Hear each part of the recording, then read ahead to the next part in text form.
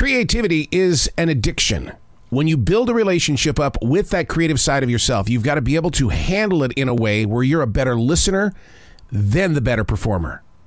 Creativity, the addiction. Unplugged, because we will always say yes to creativity. Totally Uncut, because you know what? We all make mistakes. So turn it into a tool. This is Arroe Unplugged. I think in our own way, we all write in a forest. It could be a forest of buildings. It could be a forest of openness. A forest speaks out to us every day.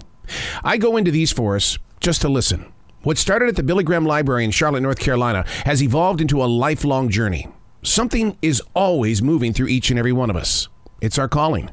These aren't my words. These are the lyrics from Billy's Forest. Chapter number 301, February 1st, 2022, Cane Creek Park, the center of winter. Its bite still present at the height of the sun. The shadows will soon grow, making nightfall the ambitious next step in nature. The lake is calm in this presence of now. The winds are barely enough to talk about. There is peace within the calm, and we only get it for a short period of time. There's never going to be more than 24 hours. What we choose to do with it is based on ego and need, greed and discomfort, disconnection and interpretation. How far are we mentally from having peace within the calm? I sit beneath a tree staring at my dog with the lake water glistening our atmosphere.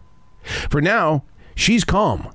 But if anyone comes anywhere near my present place of writing, she'll instantly become an armed guard.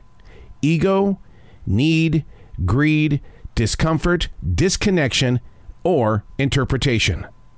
I have a neighbor. He always says, "It is what it is. It is what it is."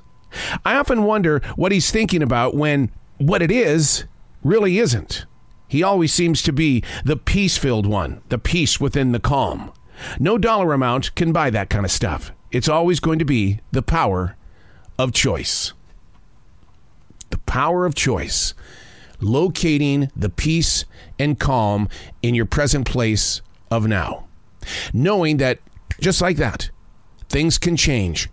And something that is a very big part of you instantly becomes your guard dog, or it moves against you. So many times, friendships in this modern day world are spur-of-the-moment situations. Hey, you want to get together this Friday? Hey, you want to go out to dinner? Hey, you want to do this? Oh, yeah, I'll do it. Or you're forced to have a friendship with coworkers. Hey, man, we're building this team, and I think that we as a strong unit bring something very unique to it, but we need each of you to work together and to get along. See, it's all forced together. And then when something does go wrong, then there's a storm, there's a mountain, and then you find yourself wondering about the center of winter. Its bite still present at the height of the sun. The shadows will soon grow, making nightfall the ambitious next step in nature. What is your present step versus what is your next step? Who and what and where will it be called to? Have you thought about it? There's one thing that I do every day. I try to convince myself, that thinking self, don't write the story before it happens.